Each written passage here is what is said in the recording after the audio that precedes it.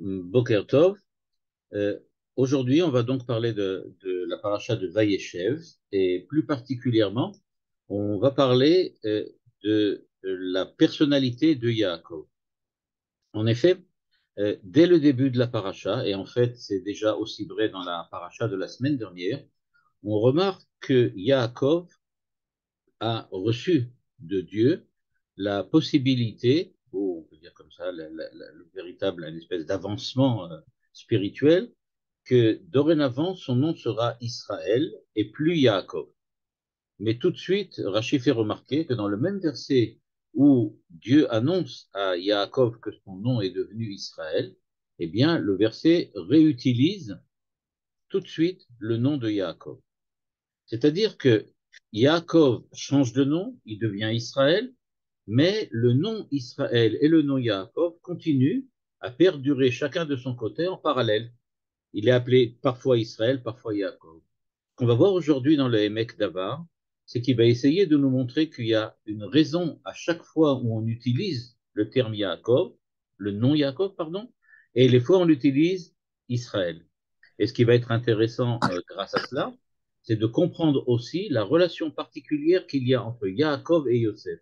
Et c'est ce que va faire le Hémek Davar, donc, dans son commentaire. Premièrement, montrer quand est-ce qu'on utilise Yaakov, quand est-ce qu'on utilise Israël, puis ensuite montrer la relation particulière avec Yosef qui découle précisément de cette différence entre Yaakov et Israël. Donc, pardon, je vais vous montrer le texte.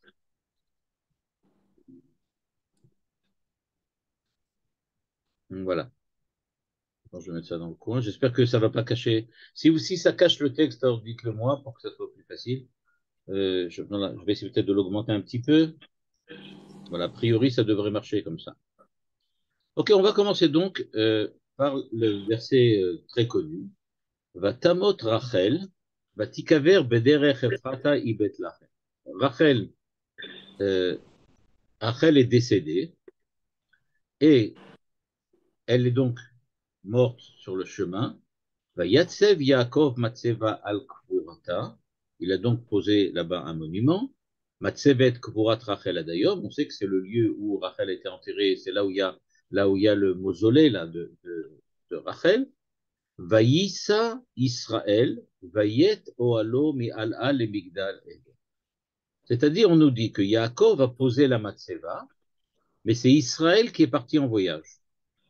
Israël est parti en voyage, Vayet Oalo mi al et il a installé ses tentes à côté de Migdal Haeder. Donc, Yaakov érige le monument à la mémoire de sa femme, de Rachel, mais c'est Israël qui voyage et qui arrive à Migdal Haeder. Et ça continue. Vaï bishkon Israël ba'aretzaï, vayelech Reuven vaishka benfila pilegeshat. Et alors qu'il était installé là-bas, dans ce pays là-bas, c'est-à-dire dans cette région, quand on dit ba'aretz là, ça veut dire la région, à la ligne 5, dans cette région, la région de Migdal Eder, eh bien, il y a eu l'histoire entre Reuven et Bila. Ok, donc on voit que dans le verset, dans la même histoire, on passe de Yaakov à Israël insensiblement, sans que ça pose véritablement de problème. Et ce qui va être intéressant donc maintenant, c'est qu'on va regarder ce que le Hémek Davar explique au sujet de Yaakov et Israël. Il nous dit la chose suivante. Vaïssa Israël. Et Israël est parti en voyage, c'est-à-dire il a commencé un périple jusqu'à Migdal Haed. Nous dit le Hémek Davar. Alors, je suis à la ligne 8.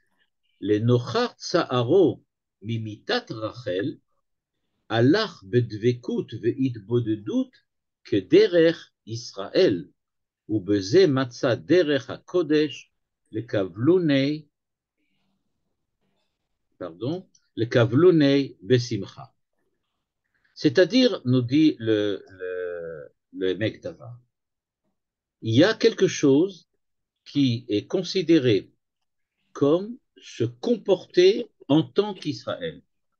Le premier chidouche donc du Emek Davar, c'est nous dire que c'est pas qu'il a reçu le nom d'Israël et que c'est devenu son nom.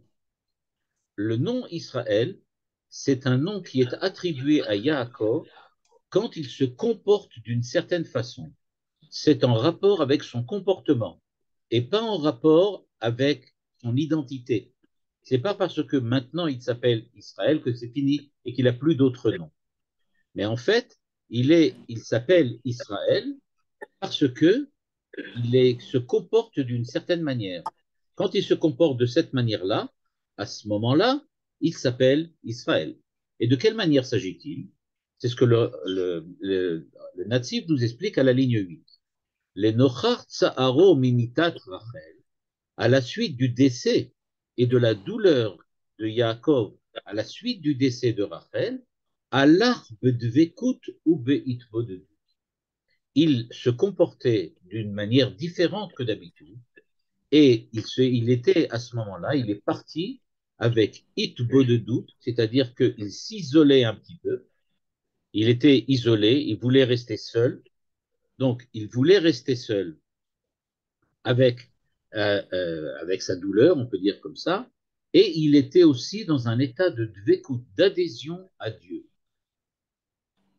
Et c'est pour cela, grâce à la dvekut et grâce à la itbodedut, que il a pu avoir cette possibilité d'être heureux du point de vue de comportement religieux et spirituel. C'est-à-dire que il est parti vers le pays d'Israël, vers Migdal Haeder, mais quand il est parti vers Migdal Haeder, son but c'était véritablement de continuer la vie, de continuer à vivre. Donc il a retrouvé une certaine vivacité, une certaine vitalité à la suite, malgré la mort, le décès de Rachel, et ce qui s'est passé, c'est que sa douleur ne l'a pas submergé et il a réussi à continuer à être, on peut dire, normal, d'avoir un comportement normal. Et ça, c'est dû au fait qu'il a pris sur lui le comportement d'Israël. En fait, Yaakov, s'il était resté Yaakov, ça aurait souligné le fait que la douleur était tellement grande qu'il n'était pas capable de la surmonter. Le verset va utiliser le terme Israël pour nous dire qu'en fait, Yaakov se comportait d'une façon euh, à la fois il réfléchissait, il méditait sur sa douleur, c'est ce qu'il appelle Itbodedut, mais en même temps, il avait aussi Dvekut Bachem. Il adhérait à Dieu. Il était aussi face à son Créateur. Et c'est ça qui lui permet de pouvoir continuer à vivre de façon suffisamment, on peut dire, pas joyeuse, mais sereine, pour pouvoir continuer sa vie normalement et partir et rentrer en Israël comme prévu. Et nous dit le natif à la ligne 9, Mishumach iktiv Israël. C'est pour ça que le texte utilise le nom Israël, parce que le comportement de Yaakov était un comportement de relation profonde et proche avec Dieu, qui lui permet de surmonter la douleur, de surmonter le deuil, et donc de pouvoir continuer à vivre normalement. C'est pour ça qu'on l'appelle Israël. Donc on voit déjà dans cette première définition qu'il y a besoin d'avoir une relation particulière avec Dieu, une devekut, ce que le natif appelle la devekut, mais cette devekut, elle est une devekut qui débouche en fin de compte, bien, encore une fois, je rajoute la parenthèse, bien il y a trop de doute, c'est-à-dire qu'il est seul à méditer, il est un peu esselé, mais il n'empêche qu'il arrive à continuer. Le verset suivant nous dit le natif, Bishron Israël, alors qu'Israël résidait, était installé là-bas, et qu'il était là-bas, il s'est produit le truc de Bila. Biyoto meshuka bi'inyane elokut umesulak me'alichot olam, al ken ir'a ma she'ira im Reuven. Aval im haya bibchinat Yaakov lo kara kaze. Un énorme chidouche du natif. Il nous dit pourquoi ça lui est arrivé au moment où précisément sa femme vient de décéder. Donc on sait qu'effectivement, il y avait une espèce de lutte interne dans la famille entre les différents enfants qui voulaient on peut dire comme ça, pousser les mères vers Yaakov à la place de Rachel, qui était la femme préférée de Yaakov. Mais Pourquoi ça s'est produit à ce moment-là? Eh bien, le Natsif nous explique que c'est à cause et précisément du fait qu'il s'appelait Israël, c'est-à-dire qu'il se comportait comme Israël et qu'il était en fait surtout préoccupé par sa relation religieuse, personnelle, spirituelle avec Dieu et beaucoup moins par ce qui se passait autour de lui dans la famille. C'est-à-dire que quand il est appelé Israël, il est un petit peu en dehors du monde. C'est ce que nous explique le Natsif. Il est en dehors du monde et il essaye d'être quelqu'un pour qui l'aspect religieux, l'aspect spirituel, l'aspect divin du monde est le plus important, au détriment des autres aspects de la vie, c'est-à-dire du quotidien avec ses problèmes. Pour Yaakov, c'est les problèmes économiques, politiques, de territoire, etc. Donc il nous dit, puisqu'il était véritablement, il se consacrait beaucoup plus à sa relation avec Dieu que ce qui se passe dans le monde, alors lui est arrivée cette histoire avec Réhouven. Et précise le natif, mais si c'était Yaakov, ça serait jamais arrivé. Parce que Yaakov aurait tout de suite repéré le problème et il aurait résolu avec, je sais pas moi, soit en parlant avec Réhouven, soit en faisant un dialogue avec les autres frères, etc. Mais il aurait tout de suite repéré qu'il y avait un problème. Or, pourquoi n'a-t-il pas repéré le problème? C'est parce qu'il était Israël. Et en tant qu'Israël, il était en fait un peu déconnecté de la réalité courante, de la réalité du quotidien de sa famille. Et c'est pour ça qu'il n'a pas du tout compris ce qui s'est passé. Et donc, ça lui est tombé dessus, cette histoire. Ce qui s'est passé, nous dit le natif, c'est qu'il ne s'est pas rendu compte que Reuven a empêché Yaakov d'aller avec, avec Bila. C'est-à-dire que Reuven a fait toutes sortes de combines pour que Yaakov n'arrive pas chez Bila. Il s'en est pas rendu compte. Il ne s'est pas rendu compte qu'il était manipulé par Reuven. Et c'est plus tard, quand ça s'est dévoilé, qu'il s'est rendu compte. Mais c'est pourquoi?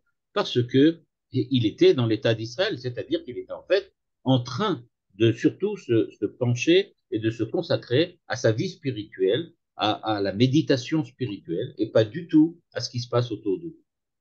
Le verset continue en nous disant Vaishma Israël. Au moment où ça s'est su, ça s'est dévoilé, c'est pas Yaakov qui a entendu, c'est encore une fois Israël. Nous dit le Natsib à la ligne 14 en bleu. Gamze Shama Be'et Shaya Beprinat Israël. L'histoire s'est dévoilée, l'histoire a été, on peut dire, rendue publique au moment où il était encore Israël, c'est-à-dire il s'occupait pas des choses, il était surtout préoccupé par sa vie religieuse. Alken iskil beruach hakodesh, shelo nitre Reuven bechamat ze, mishum achi vayi bnei Yaakov shnem atzar, aval im haya shomea et ze be'et shaya Yaakov lo haya ken. Alors là, c'est aussi un troisième pérouche énorme véritablement du natif. Il nous dit il fallait, pour pouvoir préserver la relation entre Yaakov et Réhouven à la suite de ce que Réhouven a fait, qu'il soit au moins Israël. C'est-à-dire, c'est grâce au fait qu'il était Israël, et donc au moment où l'histoire s'est dévoilée, il n'était pas véritablement très intéressé à ce qui se passait dans le monde. C'est pour ça qu'il n'a pas non plus puni Réhouven de manière extrêmement sévère et que sa réaction était relativement mineure. Le fait qu'il ne s'intéressait pas au quotidien, on peut dire, et au quotidien habituel et la vie habituelle de la famille fait que sa réaction était une réaction beaucoup plus, on peut dire, modérée que ce qu'il aurait eu s'il avait eu, s'il était à ce moment-là en tant que Yaakov. C'est-à-dire, peut-être que pour donner un exemple qui serait peut-être la meilleure façon de voir les choses, imaginez qu'en fait, comme je l'écris dans le titre, il n'avait pas, Yaakov, c'était pas la même personne quand il était Yaakov et quand il était Israël. C'est pas du tout le même. En tant qu'Israël, c'est un Rosh Yeshiva qui s'occupe exclusivement d'études de la Torah, qui s'occupe exclusivement de la relation particulière avec Dieu et qui donc voit la réalité d'un point de vue de l'idéal divin. C'est-à-dire que pour lui, le fait qu'il soit en relation avec Dieu, il voit tout avec les yeux du chesed. C'est-à-dire qu'il voit tout comme Dieu voit le monde. Or, on sait que Dieu euh, euh, euh, a Pourquoi très souvent... Pardon? pourquoi pourquoi il y a eu ça? J'entends pas là, je sais pas.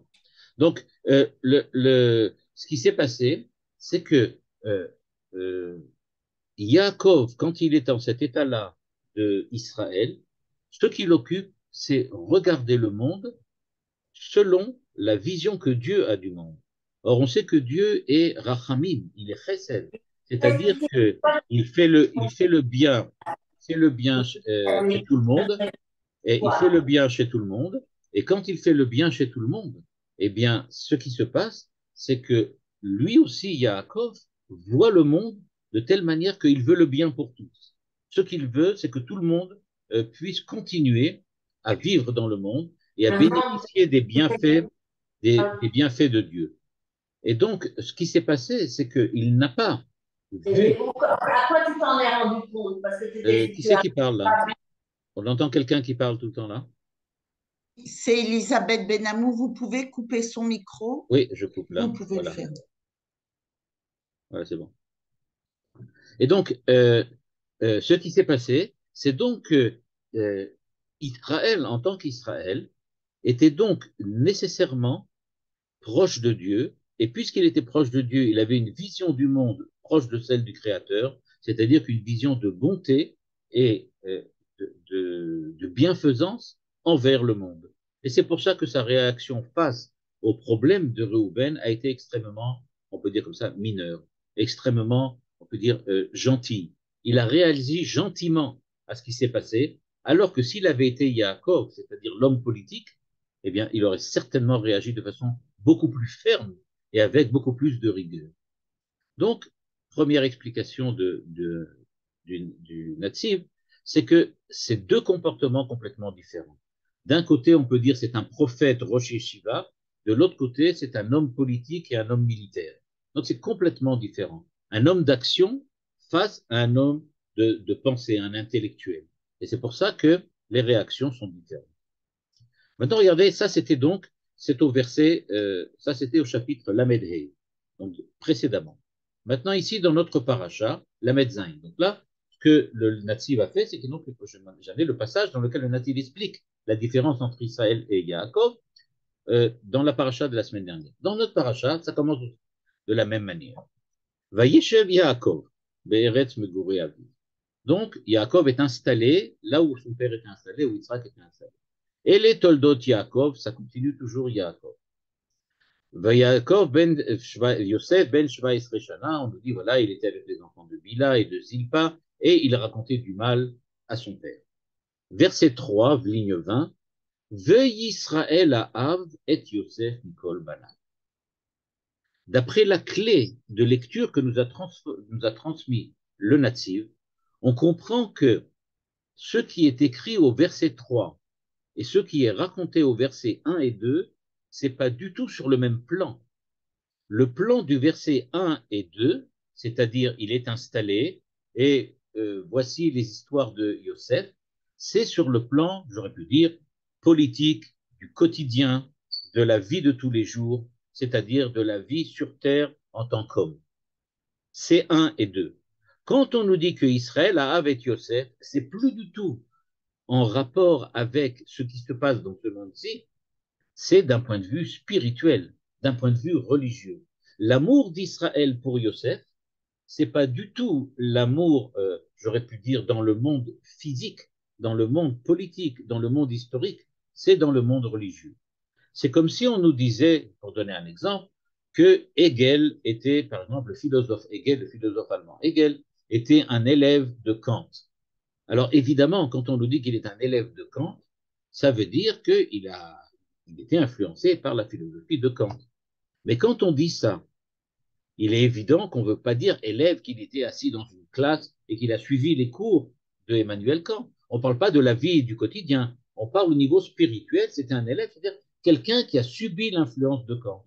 De la même manière, on pourrait dire que, je ne sais pas, le Rav Kook est un élève de Rabbi Yehuda Halevi dans le Kuzari, donc ça ne veut pas dire qu'ils étaient ensemble, qu'il lui a enseigné, mais ça veut dire qu'ils étaient influencés. C'est comme ça qu'il faut lire le verset 3. Israël avait Yosef, ça veut dire qu'il y avait une affinité spirituelle entre Israël et Yosef. C'est ça ce qu'on veut nous dire. Évidemment, après, il va falloir expliquer qu'est-ce que c'est Ben Zekunim.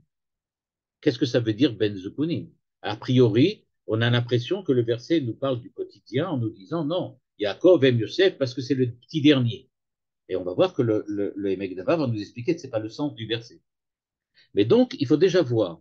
Les deux premiers versets nous racontent l'aspect historique, l'aspect politique, l'aspect, j'aurais pu dire, de la famille, familiale de la naissance de Yosef et de son comportement, alors que le verset 3 vient nous donner une information au niveau de l'affinité spirituelle qui existe entre Yaakov et Yosef.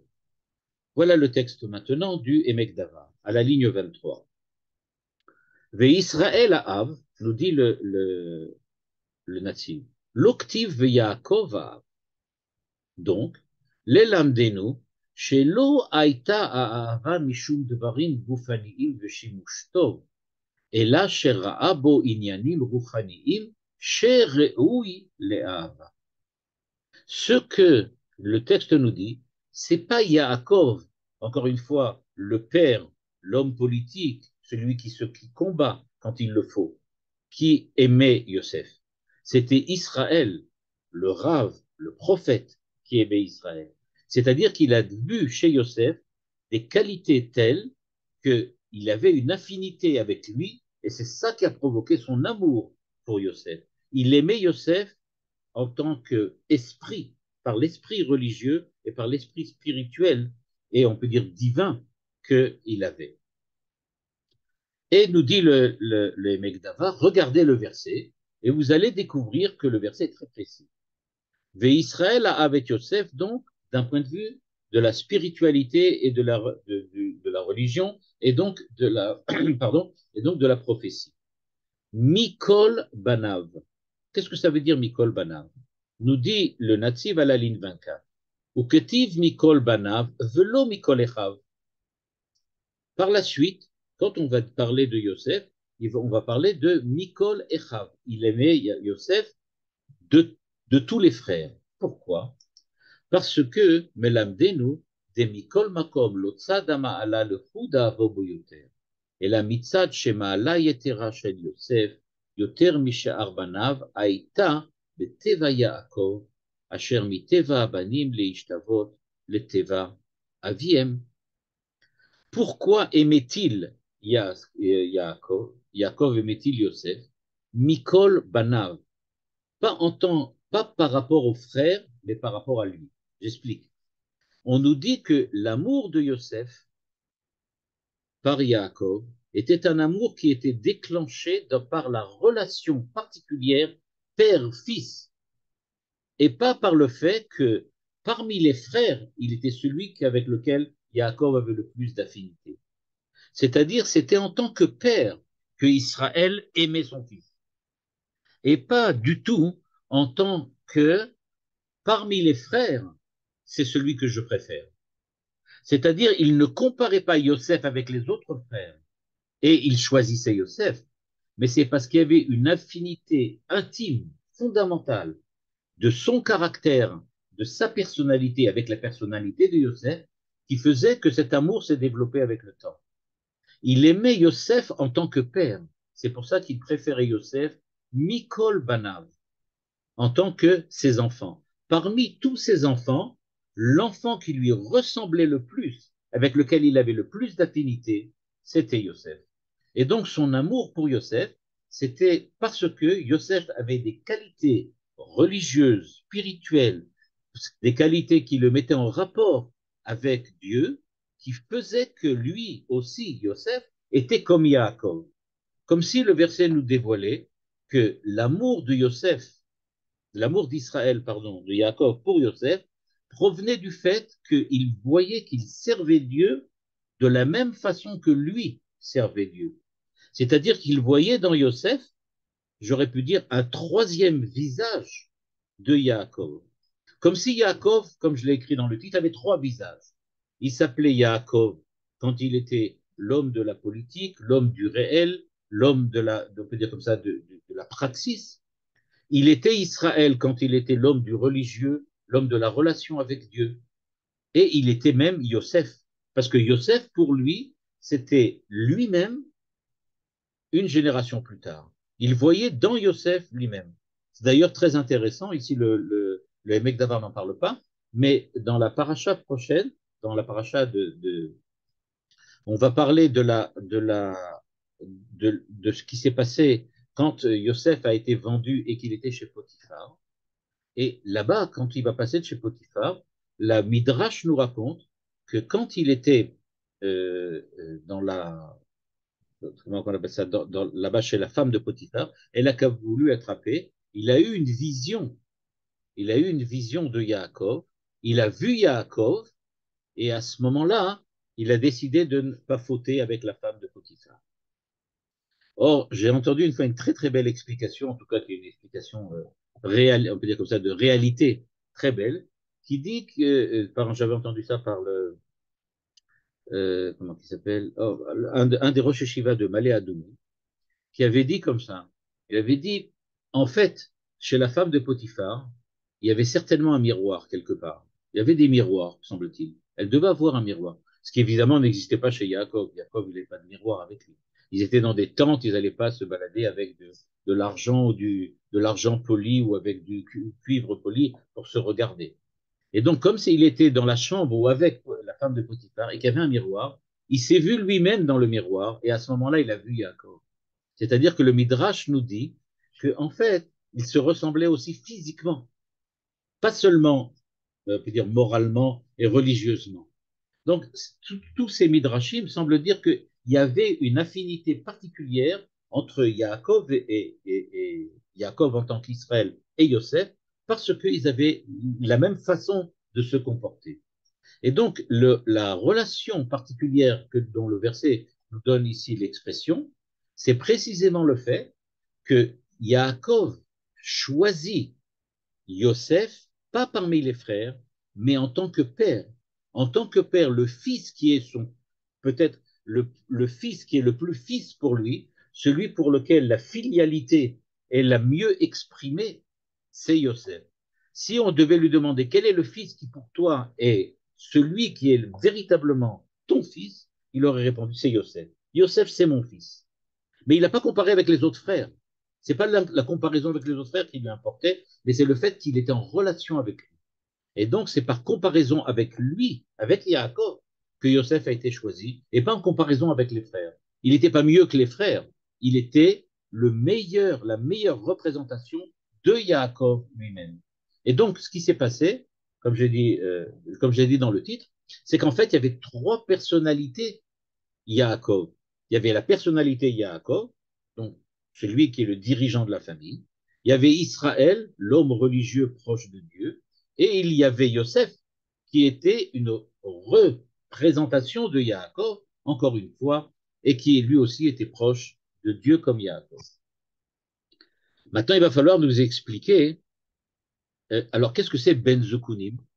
Le verset nous a dit que pourquoi il l'aimait, parce qu'il était Ben Zukunim. Il n'y a pas écrit qu'il était plus aimé parce qu'il lui ressemblait. C'est pas ce qui est écrit. Il est écrit Ben Zukunim, qu'il était le dernier enfant. Il était le petit dernier. Alors, comment expliquer petit dernier en rapport avec ce qu'on a dit? Eh bien, le Nassib nous dit Ben Zukunim Ulo, ligne 31, She'oev haya leishtamesh biyosef כמוזקן הבוחר באחד מבניו לשמשו, ובוחר במי שטבעו דומה לו ביותר, אף על גב שיש אנשי מעלה ממנו בבניו. C'est-à-dire, Ben Zukunim, ça ne veut pas dire le petit dernier. Ça veut dire qu'il a choisi Yosef parce qu'il était l'enfant de sa vieillesse. C'est-à-dire qu'à l'époque de la vieillesse, nous dit le Nazi, en général, un père, une mère, ont besoin de l'aide de leurs enfants, pour toutes sortes de raisons. Et comment Yaakov a-t-il choisi Yosef pour l'aider? En fait, Yosef était celui qui était tout le temps là pour aider Yaakov quand il en avait besoin. Et pourquoi il l'a choisi? Parce que Yosef lui ressemblait. C'est ça le Ben Zekunim. Ben Zekunim, c'est celui qui est à la maison et qui est aimé par le Père, pas parce que c'est le dernier, mais c'est parce que c'est celui qui l'a choisi pour l'aider en permanence quand il est vieux, parce que c'est celui qui lui ressemble le plus. Ben Zekunim, c'est pas que automatiquement il y aurait une loi qui nous dit que une personne âgée aime son père, pardon, aime son dernier enfant. Alors, nous dit le natif, c'est pas du tout le cas. C'est pas qu'il aime son enfant, parce que c'est le dernier. Il aime son enfant parce qu'il lui ressemble. Mais pourquoi le choisit-il quand il est vieux pour l'aider? Précisément parce qu'il l'aime, parce qu'il lui ressemble. Et donc, il est choisi par Yosef, il est choisi par Yaakov parce qu'il lui ressemble, parce que c'est quelqu'un qui, du point de vue religieux et spirituel, est véritablement le plus proche de l'esprit de Yaakov, mais il n'empêche, et c'est ça, c'est extrêmement important, nous dit le natif, ça ne veut pas dire que du point de vue humain, Yaakov a choisi le meilleur des frères. Peut-être que Yehuda, du point de vue humain, est mieux que Yosef. Peut-être que Yehuda est mieux. Peut-être que Reuven est mieux. Peut-être que Lévi est mieux que Yosef. C'est pas ça le problème ici. C'est pas une comparaison avec les autres frères. C'est-à-dire, nous dit le natif, en fait, l'amour de Yosef, l'amour de Yaakov pour Yosef, c'est d'un point de vue religieux et spirituel. Comme si le véritable, on peut dire, le véritable porteur de l'héritage de Yaakov, l'héritier de Yaakov, c'est Yosef. Mais au point de vue humain, Yehuda est bien meilleur que Yosef. C'est-à-dire que, en tant qu'être humain, en tant qu'être même peut-être proche de Dieu, il est bien meilleur que Yosef. Mais Yehuda ne ressemble pas à Yaakov. C'est pour ça que Yaakov, pardon, n'a pas de rapport direct avec Yehuda comme avec Yosef. Donc il faut voir ça de ce point de vue-là. Yosef est aimé par Yaakov parce qu'il lui ressemble du point de vue de la façon de servir Dieu. Par contre, Yehuda est meilleur que Yosef en tant que relation, dans sa relation avec Dieu, parce qu'il a une relation, on peut dire, plus profonde peut-être, et certainement plus adaptée à la situation de la famille.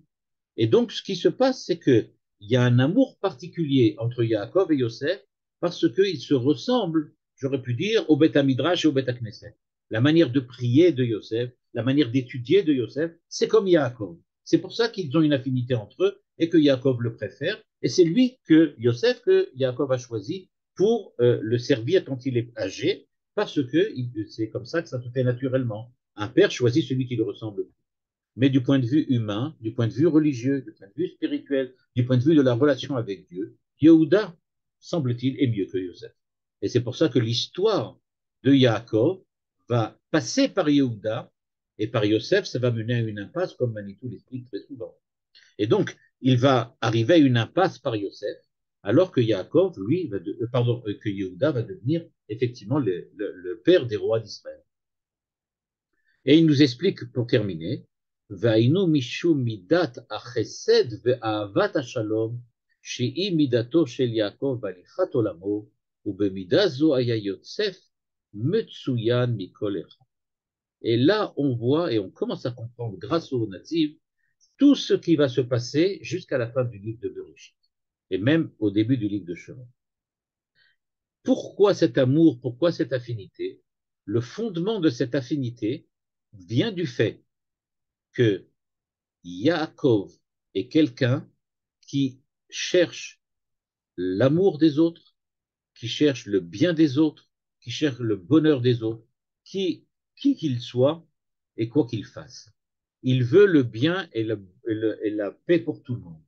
Il dit ça, c'est le fond de, on peut dire comme ça, l'âme intime, le Shoresh Haneshama de Yaakov. Yaakov veut la paix, veut le bien, veut la bonté, il veut le bonheur pour tout le monde. Et donc, il a Midat HaChesed. Il est prêt à faire du bien, il est prêt à offrir à tout le monde tout ce qu'il peut. Il est prêt à donner gratuitement tout ce qu'il faut pour que le monde soit parfait. Il aime la paix, il aime le monde. Eh bien, c'est exactement comme ça qu'est Yosef. Et c'est la raison pour laquelle Yosef va arriver chez le pharaon et qu'il va essayer de prendre le pharaon et de lui faire rencontrer Yaakov quand ce sera possible pour permettre à Yaakov et le pharaon de travailler ensemble en paix par Midat Chesed. Ça va malheureusement pour Yosef pas fonctionner. Et donc, nous dit les natifs, c'est pour cela, c'est pour cette affinité profonde pour l'amour d'autrui, pour l'amour de la paix, que Yaakov aime Yosef. C'est parce que tous les deux, en fait, sont tournés vers autrui et veulent l'amour, la paix et le bien de tous. Et donc, ce bonheur que Yaakov voudrait apporter à l'humanité, il se trouve que parmi ses fils, le seul qui lui aussi a cette même sensation vis-à-vis des autres et vis-à-vis du monde, c'est Yosef. D'où l'affinité qui s'est faite entre les deux. Quand on regarde donc cette explication du natif, on se pose quand même une question. D'où le natif sait-il que l'intimité de Yaakov, c'est l'amour d'autrui, l'amour de la paix et le bien pour tous? D'où sait-on ça? D'où sait-on que cette espèce d'amour universel que Yaakov a pour le monde, c'est ça qui fait sa véritable personnalité?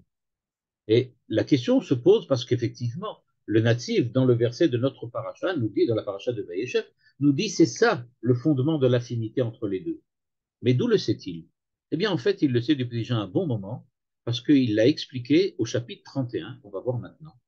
Et on va découvrir que, effectivement, au chapitre 31, et même dans la paracha de Noach, on verra que cet amour d'autrui, cet amour de la paix, et donc cette espèce d'amour universel que Yaakov a pour l'ensemble de l'humanité, c'est quelque chose dont le texte nous l'avait déjà dont on avait déjà parlé, mais auquel on n'avait pas fait attention.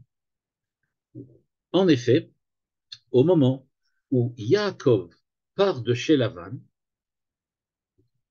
on parle de la relation particulièrement tendue qu'il y avait entre Lavan et Yaakov. Lavan ne voulait pas les laisser partir.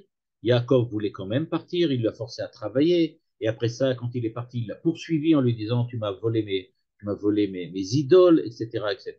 Donc il y a une véritable tension là-bas. Et pourtant, il est écrit dans le verset au chapitre 31, verset 46, Va yomer Yaakov le'echav, et qu'il a parlé avec ses frères. D'après le texte, à qui peut-il parler? A priori, Echav, il n'y a pas de frère là-bas. Il n'y a aucun frère. Qui sont ses frères? Eh bien, regardez ce que dit Rachi, ligne 4. Il nous dit, les frères dont en question, ce sont ses enfants. Donc, il s'est adressé à ses enfants. Nous dit le Emek Davar. Mais alors, pourquoi on les appelle Echav et pas Banav? Si ce sont ses enfants, alors appelle-les ses enfants, Banav. Pourquoi tu les appelles des frères? Et voilà maintenant l'explication du natif. Bishvil, je suis à la ligne 5, ce qui est en bleu. Et la Bishvil, Shaya Beze, Inyan, Midat, Yaakov, la Shevet Betar, Shalom, Imanashim, Vafalgav, Shelavan, Iknitu Arbe, ou Bifrat, Besov, Devarav, Keshu Amar, Kol Asher, Ataroe, Niku, Mikol Makom, Lochash, Yaakov, Leze, ou Bikesh, Lirdof, Achara, Shalom, Velasot, Legima, Lekerev, Et Levavo, Veratza, Od, Leargil, Banav, Lemidazo, Aniflea, Lachen, Siva, Otam, Lelaket, Avanim, Leshenka. C'est-à-dire, nous dit-il, en fait, Echav, c'est Lavan et ses enfants. C'est Lavan et ses enfants. C'est ses frères. C'est-à-dire, le texte nous dit, Yaakov ne veut pas partir de chez Lavan en laissant une situation dans laquelle il y a une tension entre lui et Lavan. Pour lui, Lavan et ses enfants, ce sont ses frères. Et donc, il veut leur bien, il veut leur bonheur, il veut qu'il y ait la paix. Et donc, il dit l'amour de la paix, l'amour universel de Yaakov va jusqu'à Lavan, même si Lavan l'a vexé, même si Lavan l'a trompé, même si Lavan a essayé de lui faire du mal, comme la Gada nous dit, Lavan bikesh la kor et akol. La réaction de Yaakov en tant qu'Israël, c'est je ne veux pas les considérer comme des ennemis. Je veux qu'ils soient avec nous, pour nous, qu'on soit tous ensemble. Et donc c'est pour ça qu'il leur dit, eh bien, on va faire maintenant une alliance avec eux. On veut la paix avec eux. On veut faire des alliances.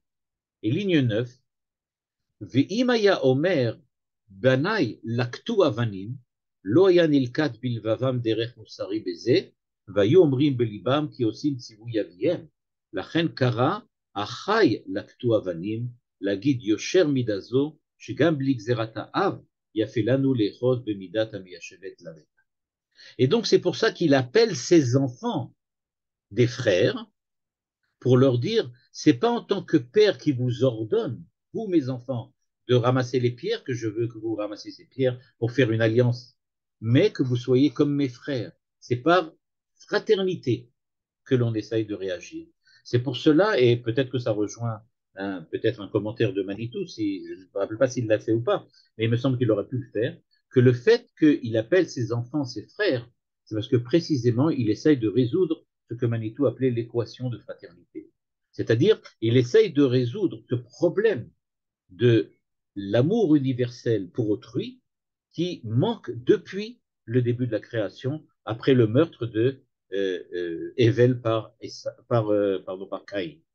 Et donc, c'est cet aspect de Caïn, de haine entre les frères, que Yaakov essaye d'amenuiser au possible, et c'est pour ça qu'il dit à ses enfants, vous êtes comme mes frères, faites ça comme si nous étions en train de maintenant de créer une véritable fraternité. Ça, c'est du point de vue donc de la fraternité et de l'amour pour autrui et de l'amour de la paix. Quand on regarde dans la paracha de Noach, on va découvrir là-bas aussi un autre aspect, c'est l'aspect chesed, l'aspect d'amour gratuit que Yaakov avait pour l'ensemble de l'humanité, et cet aspect-là, on le retrouve chez Noach. Il est écrit Ish tzadik tamim aya bedorotav. Tzadik, nous dit le Emek Davar, le natif, mashmauto ben adam la shamayim. Quand on dit un tzaddik, c'est par rapport à Dieu. Et donc le rachat, c'est celui qui est rachat par rapport à Dieu. Aval tzaddik tamim, ça veut dire celui qui est tzaddik, pas seulement parce qu'il a une relation normale et une relation privilégiée avec Dieu, mais c'est qu'il a aussi une relation privilégiée avec les hommes. Et donc, Noach n'était pas quelqu'un, peut-être, parenthèse, selon en général le commentaire chassidique bien connu qui dit que c'était quelqu'un qui était seulement pour lui-même, qui était un tzaddik égoïste. Au contraire, nous dit le natif, quand on dit qu'il est tzaddik tamim, ça veut dire qu'il est tzaddik qui, au contraire, est aussi bon envers les hommes. Et à ce moment-là, quel est le sens du verset? Eh bien, nous dit le natif, des vadaï yesh tzaddik, shemikol makom mitzad tivo ou misgo enotov labayou. Il nous dit être tzaddik par rapport à Dieu, c'est-à-dire faire ce que Dieu demande, c'est très bien. Mais ça existe des tzaddikim qui sont impitoyables envers leurs contemporains. Des gens qui sont, pas je veux dire antipathiques, mais qui ne supportent pas les erreurs, les faiblesses des autres. Et donc qui, naturellement, ont tendance à être critiques, très critiques par rapport aux autres. Il dit par contre, il y a des rechaïm, des gens mauvais, des mécréants, qui, c'est vrai que par rapport à Dieu, ils se comportent de façon impie, pervers, mais d'un autre côté, quand il s'agit d'aimer les autres, ils aiment bien, ils aiment les autres naturellement.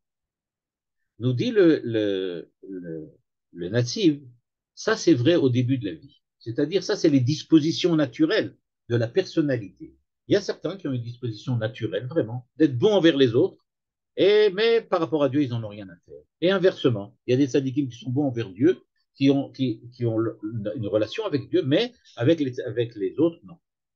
Nous dit maintenant le natif, ça c'est vrai au début, c'est la disposition naturelle. Mais ce qu'on demande à l'homme, c'est d'investir des efforts et de travailler sur lui-même. Et donc c'est pour ça que bien que ça soit extrêmement difficile, après un certain nombre d'années, il est normal de trouver chez le tzaddik un changement. C'est-à-dire qu'un tzaddik qui est un vrai tzaddik et qui veut être en relation avec Dieu, il n'est pas possible qu'il ne fasse pas un effort sur lui-même pour être aussi bon envers les autres. Et c'est pour ça qu'on nous dit que malgré tout, grâce au fait qu'il étudie la Torah, qu'il est en relation avec Dieu, il apprend petit à petit à changer sa nature qui est critique et impitoyable face aux hommes, et petit à petit, il adopte la position et le regard divin sur l'humanité, qui est un regard d'amour et un regard de patience. Et donc, ce regard d'amour et de patience que Dieu a envers l'humanité, le tzaddik qui est bon envers Dieu, mais mauvais, on peut dire comme ça, envers les hommes, petit à petit se transforme et change.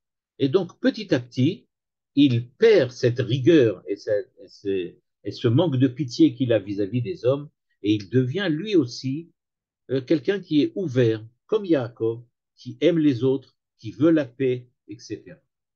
Et donc, c'est ça le tzaddik tamim dont on parle quand on dit qu'il est noir. Noir était tzaddik au début, surtout avec Dieu. Mais avec le temps, il a adopté donc une position, une attitude positive aussi envers les hommes. Et nous précise le natif à la ligne 4 et 5, et c'est ce produit exactement la même chose, mais à l'inverse, c'est celui qui est un mécréant. Au départ, c'est vrai qu'il a une propension naturelle à aimer les hommes, mais le fait qu'il soit indigne et impie envers Dieu fait que petit à petit, son amour pour les hommes va et disparaît, et se transforme en égoïsme et en cruauté. En tout cas, nous dit-il, euh, il faut savoir que le tzaddik Gamour, c'est à la ligne 15, c'est donc les 4 dernières lignes ici, le tzaddik Gamour, c'est-à-dire qu'il est maintenant devenu un tzaddik qui a transformé, il est Gamour terminé, dans le sens qu'il a terminé de se transformer, il a terminé de devenir quelqu'un de parfait, et il est devenu quelqu'un qui maintenant a adopté une attitude proche de celle de Dieu face à l'humanité. Et donc il est devenu bon envers l'homme, bon de manière universelle. Par contre, le tzaddik qui n'est pas parfait, qui n'est pas gamour, ça veut dire qu'il est bon envers Dieu, ça c'est sûr, mais qu'encore, il n'est pas encore terminé. Il n'est pas encore devenu bon envers l'humanité suffisamment, et donc il n'a pas encore un amour pour les hommes suffisant.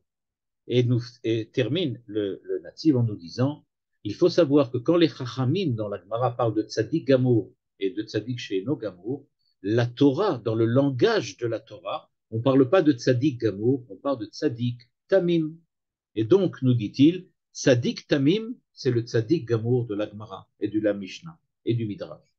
Et donc, quand on nous dit que Noach était tzaddik tamim, c'est donc qu'il était bon envers les hommes, qu'il avait un regard de bonté et d'amour envers les hommes, et c'est pour cela, comme Yaakov, qu'il désire la paix et le bonheur pour tous. Donc, en fait, euh, comme on nous avait dit au début, Ishtam Yoshev Oalim. Yaakov était Ishtam. Nous dit donc le natif, regardez bien, Tzadik Tamim Ishtam. Yaakov est un tzadik qui est bon envers l'humanité, bon envers les hommes, bon envers tous, et qui déteste utiliser la force. Il veut qu'il soit et ait la paix. J'aurais pu dire en rigolant avec de l'humour, en disant que c'était un type Shalom Arsham. Yaakov, c'était un Shalom Arsham de bon. Il veut la paix maintenant pour tout le monde, avec tout le monde, faire des accords, pas de tension. Et même quand sa fille est en danger, alors il veut faire un accord avec les gens de Shrem. Il veut pas de guerre, il aime les hommes, il aime tout le monde, il veut que tout le monde soit proche de Dieu, et il essaye d'apporter le bonheur à l'ensemble de l'humanité, et pas seulement à lui-même. Ce que l'on peut encore voir dans le commentaire du, du natif, c'est qu'au moment où Réhouven jette, enfin, au moment où il demande à jeter Yosef dans le puits, dans la fosse, là où il y a, dans lequel il y a les serpents, nous dit le verset, nous dit Rachid, d'après le Midrash, c'est quand même intéressant de voir que euh, les serpents et les scorpions qui étaient dans la fosse n'ont pas tué Yosef. Bon, on dit c'est un miracle, etc. Mais le problème est, demande le natif, oh d'accord, mais Réhouven, qu'il a fait jeter dans la fosse, il savait que là-bas il y avait des serpents et des machins. Donc comment ça se fait qu'il s'est permis de réagir de la manière suivante? Eh bien, nous dit le natif, Ve'a she'aya yare min ha'achim, היינו משום דבחירה שאדם הוא למעלה מהשגחה עליונה. ואומנם חלילה לומר שאין ביד ההשגחה העליונה לשמור גם מבחירת האדם, ולזה בעינן זכות יתר, והיינו שיהיה טוב גם בין אדם לחברו, וצדיק בטוב לו, בשביל שהוא צדיק גמור. Nous dit le natif, quand il l'a jeté là-bas dans la fosse, il connaissait la particularité, la spécificité de Yosef en tant qu'homme.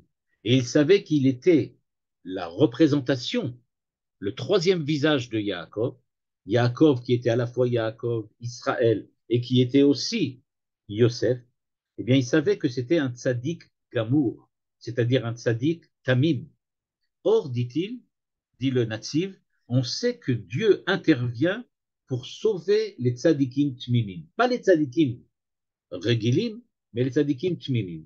Dieu sauve les tzaddikim tmimim, c'est-à-dire que pour un tzaddik normal, qui n'est pas tamim, Dieu n'intervient pas spécialement tout le temps, à chaque fois qu'il est en danger. Par contre, il intervient beaucoup plus facilement pour le tzaddik tamim, ce qui ne veut pas dire qu'il intervient tout le temps. Ça, c'est bien aussi de le remarquer. Et donc il dit, Yaakov yada mikol banav shema tzadikim, aval yare shema enam bale gmilut chasadim, ובזה שהוציא יוסף דיבה רעה, ובזה שראה ששונאים, כל זה חיסרון במידת גמילות חסדים, על כן ירא שלא יפגעו בהם רעת בני אדם, על כן חשב למשפט שאין לו לירא עליו, כך עלה על דתות וגדולה של ישראל. C'est-à-dire que, en fait, l'amour qu'il avait, Yaakov, pour Yosef, c'est parce qu'il avait vu chez Yosef cet amour d'autrui, cet amour du prochain. Et donc, il était persuadé qu'il n'y avait pas de danger à envoyer Yosef chez les frères, parce que Dieu, certainement, aidera Yosef. Parce que ce qu'il avait, il a vu que chez les frères, il y avait un problème. Et donc, il a envoyé Yosef leur parler pour essayer de les développer chez eux aussi cet amour pour autrui. Et donc, il a été extrêmement surpris quand les frères sont revenus et lui ont dit, il y a un animal qui a tué Yosef. À ce moment-là, il dit, lorsqu'on va dans le verset suivant, Tarof Torah Yosef. Nous, on le lit de manière positive. Ah, mon fils a été dévoré Yosef a été dévoré par un animal. Mais en fait, le natif nous dit non, il faut le lire comme question. Comment est-il possible qu'un animal ait tué Yosef? Mais Yosef, il aime les hommes. Il est quelqu'un de chesed. C'est un tzaddik gamour. Comment est-il possible qu'un animal puisse le tuer? C'est ça la question qu'il demandait. Et donc, ce que l'on voit, c'est que l'amour de Yaakov pour Yosef, c'est donc un amour dans lequel il n'y a pas de place pour le mal. Dieu doit protéger Yosef parce que Yosef est un véritable tzaddik comme lui-même, Yaakov était tzaddik. C'est vrai qu'il a passé des périodes très difficiles. C'est vrai que Dieu ne l'a pas empêché d'avoir du mal. Mais en fin de compte, dans sa vie, Dieu l'a suivi et Dieu l'a guidé. La semaine prochaine, on va voir dans la paracha que c'est pas vraiment le cas. Que peut-être que Jacob est un peu trop optimiste. C'est-à-dire que c'est vrai qu'il pense que ça devrait protéger, d'être tzaddik gamour, ça devrait protéger, mais on voit que Dieu a des chemins et que Dieu a des volontés qui quelquefois ne sont pas aussi simples à comprendre que ce qui semblerait. Et comme on va le voir la semaine prochaine, ou peut-être comme le dit déjà Derachi de cette semaine-là, dès que Yaakov a pensé que le fait de vouloir la paix, de vouloir aimer les autres, etc., ça devrait le protéger, ben on voit que l'histoire de Yosef tout de suite commence et que ça va pas du tout être aussi facile à résoudre et que jusqu'à la fin du livre de Bereshit, c'est pas résolu et qu'au début du livre du Shemot, c'est la catastrophe. Et il va falloir attendre Moshe, la Torah, le Mont Sinaï pour que tout redémarre de façon positive. Donc, en résumé, comme je l'avais écrit au titre, il y a trois visages.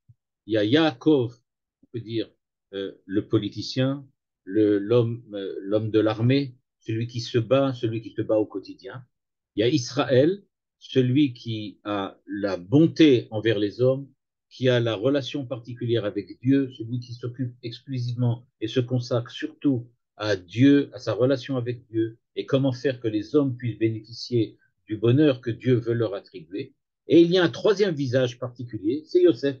Yosef, c'est encore une fois Yaakov, pratiquement équivalent, mais différent. Et ça va être la tentative de Yosef et l'amour de Yaakov pour Yosef qui fait que Yaakov va accepter de descendre en Égypte parce qu'il voit dans Yosef de quelqu'un de plus jeune, d'un peu différent, qui essaye de faire quelque chose qui serait ce que lui aurait fait s'il avait pu le faire. Et on verra la semaine prochaine pourquoi ça a échoué, enfin.